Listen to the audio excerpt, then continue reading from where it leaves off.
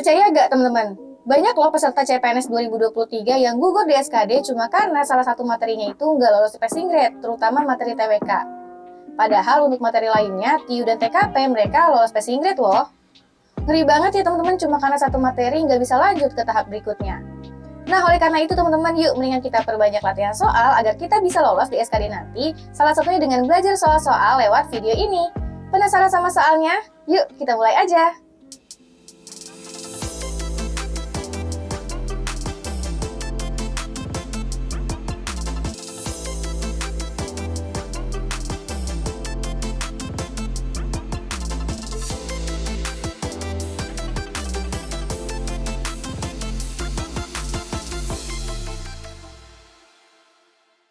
Assalamualaikum warahmatullahi wabarakatuh. Halo teman-teman semuanya, para pejuang CPNS di seluruh Indonesia.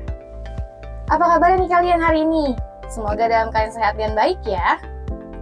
Kembali lagi nih bersama aku, Kanisa, dan tentunya kalau udah sama aku, kita akan belajar bareng materi tes wawasan kebangsaan. Dan di hari ini teman-teman, kita akan bedah tuntas nih materi Pilar Negara dan juga Bela Negara. Siapa nih di sini yang masih kurang paham pilar negara? Ada Pancasila, kemudian Undang-Undang Dasar 1945, NKRI, dan juga Bhinneka Tunggal Ika. Dan juga ada materi bela negara ya teman-teman di video ini. Oke deh, tanpa lama-lama kita langsung aja yuk masuk ke soalnya. Oke, kita masuk ke soal yang pertama ya teman-teman. Di sini ada materi Bhinneka Tunggal Ika. Indonesia adalah negara dengan keberagaman suku, etnik, budaya, agama, serta karakteristik dan keunikan di setiap wilayahnya. Pada dasarnya, keberagaman masyarakat Indonesia menjadi modal dalam pembangunan bangsa, dan oleh karena itu, sangat diperlukan sikap atau perilaku menunjang terciptanya kondisi tersebut. Adalah A. Memperkuat kedudukan pemerintah pusat sebagai pemegang kedaulatan rakyat. B. Memperkecil segala hal yang berpotensi menimbulkan konflik masyarakat. C. Menghilangkan perbedaan antar suku bangsa dalam berbangsa dan bernegara. D. Memperkuat kedudukan bahasa daerah sebagai salah satu simbol persatuan. E. Memperkuat posisi kebudayaan daerah di atas kebudayaan nasional. Oke, ini adalah contoh soal Bhinneka Tunggal Ika ya teman-teman. Walaupun berbeda-beda dalam hal suku, agama, ras, dan lain sebagainya, tetapi kita tetap satu nih, yaitu Indonesia. Nah, oleh karena itu teman-teman, untuk menunjang hal tersebut, diperlukan sikap atau perilaku nih untuk menunjang terciptanya apa? Terciptanya masyarakat yang masih saling menghargai, masyarakat yang saling menghargai dan menghormati antar keberagaman. Sikap apa sih teman-teman yang dibutuhkan? Oke, jadi di sini perlu kita pahami ya, Indonesia itu kan sangat kaya akan keberagaman. Tadi di soal udah dijelaskan, ada keberagaman suku, etnik, budaya, agama, dan keunikan lainnya. Nah, tapi teman-teman tidak dipungkiri nih, kalau kondisi Indonesia dengan keberagaman tersebut, ini juga bisa apa nih? Bisa menjadi pemicu terjadinya konflik horizontal, teman-teman. Konflik antar suku, konflik antar budaya, konflik antar etnik, dan lain sebagainya. Dan bahkan sering terjadi ya teman-teman, konflik antar agama juga sering terjadi, antar suku juga sama sering terjadi. Oleh karena itu teman-teman, karena perbedaan pandangan yang mungkin atau bisa jadi saling bertolak belakang, dan dari masing-masing akan memegang pandangannya sendiri secara kuat, sedangkan dari sisi lain, pada dasarnya keberagaman masyarakat Indonesia itu menjadi modal dalam pembangunan bangsa, teman-teman. Oleh karena itu, yang diperlukan itu adalah apa? Yang diperlukan itu adalah sikap atau perilaku yang dapat memperkecil hal yang berpotensi menimbulkan konflik masyarakat. Jadi jawabannya yang mana nih? Jawabannya itu adalah yang B ya, teman-teman ya. Jawabannya itu adalah yang B. Sikap atau perilaku yang dibutuhkannya itu adalah sikap untuk memperkecil segala hal yang berpotensi menimbulkan konflik dalam masyarakat. Misalnya apa sih realnya dalam kehidupan sehari-hari? Misalnya kita tidak membeda-bedakan dalam bergaul. Bisa juga kita tidak membeda-bedakan dalam hal pelayanan. Dan juga misalkan ketika kita bisa saling menghargai, menghormati antar agama satu dengan agama lain. Kayak gitu ya. Jadi jawabannya itu adalah yang B. Memperkecil segala hal yang bisa berpotensi menimbulkan konflik di dalam masyarakat. Oke, kita lanjut ke soal yang nomor 2. Pemerintah Kabupaten X mengadakan pelatihan menjahit gratis untuk ibu-ibu rumah tangga. Kegiatan ini bertujuan untuk meningkatkan keterampilan perempuan. Diharapkan pelatihan ini akan menambah penghasilan keluarga. Kegiatan yang diselenggarakan pemerintah sesuai ketentuan Undang-Undang Dasar Negara Republik Indonesia tahun 1945 terutama A. Pasal 33 ayat 2, B. Pasal 32 ayat 1, C. Pasal 31 ayat 1, D. Pasal 34 ayat 2, E. Pasal 30 ayat 1. Oke, teman-teman di sini kalau kita lihat ini adalah amanat dari Undang-Undang Dasar ya.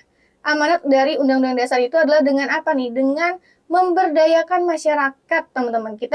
Negara itu berusaha untuk memberdayakan masyarakat. Agar apa? Agar tetap bisa berdiri sendiri, bisa menghasilkan penghasilan untuk apa nantinya? Untuk kehidupannya sendiri. Nah, di sini kita lihat ya teman-teman, pemerintah ini banyak mengadakan pelatihan-pelatihan kepada masyarakat. Salah satunya pelatihan menjahit ya. Ini adalah salah satu bentuk pelatihan yang diberikan oleh pemerintah. Banyak banget nih dilakukan nih kepada ibu-ibu rumah tangga. Jadi bisa lebih apa nih? Bisa menghasilkan penghasilan sendiri juga gitu ya teman-teman. Nah, kegiatan ini kan jelas banget nih. Pelatihan keterampilan. Keterampilan apa? Keterampilan menjahit kepada perempuan. Terutama apa sih teman-teman? Banyak juga nih dilakukannya untuk remaja yang putus sekolah, kemudian banyak hal lain sebagainya. Dan hal ini teman-teman, ini adalah bentuk usaha untuk kesejahteraan sosial yang dilakukan oleh pemerintah melalui kegiatan pemberdayaan bagi masyarakat yang kurang mampu juga. Biasanya banyak yang dilakukan juga untuk orang-orang yang kurang mampu. Nah, ini adalah menjadi bentuk dari amanat pasal berapa sih teman-teman terkait dengan kesejahteraan sosial dan juga pemberdayaan? Itu adalah amanat dari pasal 34 ayat 2 Undang-Undang Dasar 1945. Jadi isinya itu adalah negara mengembangkan sistem jaminan sosial bagi seluruh rakyat dan memberdayakan masyarakat yang lemah dan tidak mampu sesuai dengan martabat kemanusiaan. Jadi untuk soal ini jawabannya yang D ya teman-teman ya. Kalau opsi yang A, pasal 33 ayat 2 itu isinya adalah mengenai cabang-cabang produksi yang penting bagi negara dan yang mengasaui hajat hidup orang banyak itu dikuasai oleh negara. Kalau di pasal 32 ayat 1, isinya itu adalah negara memajukan kebudayaan nasional. Jadi tentang kebudayaan ya teman-teman. Di tengah-tengah perbedaan dunia dengan menjamin kebebasan masyarakat dalam memelihara dan mengembangkan nilai-nilai budayanya. Kalau pasal 31 ayat 1 itu adalah tentang setiap warga negara yang berhak untuk mendapatkan pendidikan. Sedangkan di opsi yang E, pasal 30 ayat 1 ini adalah membahas mengenai tiap-tiap warga negara berhak dan wajib ikut serta dalam usaha pertahanan dan keamanan negara. Jadi terkait dengan pemberdayaan, kesejahteraan itu adanya di pasal 34 ayat 2. Seperti yang tadi sudah aku sebutkan isinya. Oke, kita akan lanjut lagi ke soal berikutnya ya. Sebuah video yang beredar di sosial media yang memperlihatkan seorang laki-laki yang menganiaya perawat di salah satu rumah sakit di Palembang, Sumatera Selatan menarik perhatian banyak orang. Peristiwa penganiayaan ini adalah bukti ketidakpahaman laki-laki tersebut dengan Pancasila, khususnya sila yang dilambangkan oleh A. Bintang, B. Rantai, C. Pohon beringin, D. Kepala banteng, E. Padi dan kapas. Oke, kita lihat ya di sini teman-teman, ada seorang laki-laki yang melakukan penganiayaan nih. Menganiaya perawat di salah satu rumah sakit, teman-teman. Jelas banget kalau kita kaitkan dengan nilai-nilai Pancasila, ini tidak masuk ke dalam nilai kemanusiaan ya, teman-teman ya. Penganiayaan ini jelas banget bentuk pelanggaran dari nilai kemanusiaan. Nilai kemanusiaan adalah hubungan antara satu manusia dengan manusia lain dalam konteks individu atau personal. Nah, bentuknya itu adalah salah satunya penganiayaan, dan kegiatan-kegiatan yang negatif lainnya, teman-teman, yang menyakiti orang tersebut. Nah, jadi di sini, teman-teman, jelas banget ya, ini adalah bentuk pelanggaran dari sila yang kedua, kemanusiaan yang adil dan beradab. Tapi di sini ada opsi jawabannya itu adalah lambang-lambang silanya. Sila kedua dilambangkannya dengan apa sih, teman-teman? Dengan rantai. Jadi untuk soal ini jawabannya yang B ya, teman-teman ya. Melanggar nilai kemanusiaan. Nilai kemanusiaan itu sila kedua dilambangkan oleh rantai. Bintang sila 1, pohon beringin sila 3, kepala banteng sila 4, padi dan kapas sila yang kelima. Tunggu dulu. Sebelum kita lanjut ke pembahasan berikutnya, aku mau ajak kalian dulu nih untuk bantu channel ini agar terus berkembang dengan cara klik like video ini, kemudian subscribe, nyalain notifikasi, dan juga jangan lupa untuk share video ini. Kalau udah, yuk kita lanjut lagi pembahasannya. Oke, kita lanjut ke soal berikutnya nih teman-teman. Kita masuk ke materi bela negara ya. Tadi 3 soal sebelumnya itu adalah materi mengenai pilar negara. Sekarang kita masuk ke soal bela negara. Dalam sejarahnya, Indonesia pernah mengalami invasi oleh Belanda pada tanggal 19 Desember 1948. Belanda berdalil bahwa setelah penyerahan Jepang kepada sekutu tanpa syarat pada tanggal 14 Agustus 1945, mereka berhak memiliki kembali hak atas kekuasaan Jepang di berbagai wilayah, terutama wilayah yang sebelumnya merupakan jajahan negara-negara yang masuk dalam sekutu. Jadi Belanda ini adalah salah satu negara yang berada di balik kelompok sekutu ya.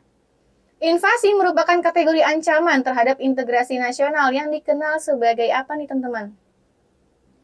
A. Ancaman di bidang ideologi. B. Ancaman di bidang politik. C. Ancaman di bidang ekonomi. D. Ancaman di bidang sosial budaya. E. Ancaman di bidang pertahanan dan keamanan. Oke, di sini inti dari soalnya itu adalah invasi. Invasi itu termasuk ke dalam kategori ancaman apa? Nah, kayak gitu ya teman-teman. Jadi dalam teks yang panjang gini sebenarnya intinya itu adalah invasi termasuk ke dalam kategori ancaman apa? Nah, jadi di sini perlu kalian pahami bahwa wujud ancaman di bidang pertahanan dan keamanan pada umumnya itu adalah ancaman militer. Ancaman militer ini adalah ancaman yang menggunakan kekuatan bersenjata, teman-teman, dan terorganisasi yang dinilai mampu membahayakan kedaulatan negara, keutuhan wilayah, dan keselamatan segenap bangsa. Beberapa contoh dari ancaman militer, salah satunya itu adalah invasi, teman-teman, seperti yang dijelaskan di dalam soal. Invasi ini adalah bentuk aksi militer di mana angkatan bersenjata dari suatu negara itu berusaha untuk memasuki daerah yang telah dikuasai oleh negara lain. Yang tujuannya itu adalah untuk menguasai daerah tersebut atau bahkan mengubah pemerintahan yang berkuasa. Ya, jadi memasuki suatu daerah. Tapi dilakukan oleh angkatan bersenjata. Nah, berarti ini merupakan bentuk kategori ancaman apa tadi, teman-teman? Kategori ancaman di bidang pertahanan dan keamanan, terutama ancaman militer ya. Ancaman militer secara khususnya ini adalah ancaman militer. Tulisannya agak jelek ya ini ya. Semoga terbaca ya teman-teman ya. Militer. Jawabannya yang E. Oke, kita masuk ke soal yang terakhir tentang bela negara juga. Oke, kita masuk ke soal yang terakhir. Dalam sistem pertahanan nasional, keikutsertaan masyarakat dalam upaya untuk bela negara diselenggarakan melalui beberapa hal di bawah ini kecuali A. Pendidikan kewarganegaraan, B. Pelatihan dasar kemiliteran secara wajib, C. Pengabdian sebagai anggota TNI, D. Pengabdian sesuai profesi, E. Memiliki kemampuan awal bela negara. Oke. Ini adalah bentuk keikutsertaan masyarakat dalam upaya bela negara. Dijelaskan dalam Undang-Undang Nomor 3 Tahun 2002 ya, teman-teman ya. Oke, jadi teman-teman di sini adalah soalnya mengenai keikutsertaan warga negara atau masyarakat dalam upaya bela negara. Dijelaskan itu di dalam Undang-Undang Nomor 3 Tahun 2002. Terkait dengan keikutsertaan warga negara dalam upaya bela negara itu dijelaskannya di dalam pasal 9 ayat 2 ya, teman-teman. Jadi keikutsertaan warga negara dalam upaya bela negara sebagaimana dimaksud dalam ayat 1 itu diselenggarakan melalui beberapa cara. Yang pertama ada pendidikan kewarganegaraan, kemudian ada pelatihan dasar kemiliteran secara wajib, selanjutnya ada pengabdian sebagai prajurit TNI secara sukarela ataupun wajib, dan yang terakhir ada pengabdian sesuai dengan profesi. Nah, dari di sini kira-kira yang mana nih teman-teman ada kata kecuali? Yaitu yang E, memiliki kemampuan awal bela negara. Ini bukan menjadi bentuk keikutsertaan masyarakat dalam bela negara. Jadi kalau memiliki kemampuan awal bela negara ini bukan termasuk keikutsertaan masyarakat dalam upaya bela negara. Melainkan apa? Melainkan nilai-nilai dari bela negara. Ada 5 nilai bela negara. Salah satunya itu adalah memiliki kemampuan awal bela negara. Jadi untuk soal ini jelas banget ya teman-teman, jawabannya di opsi yang E. Tadi ini di pasal berapa? Pasal 9 ayat 2 ya. Undang-Undang Nomor 3 Tahun 2002.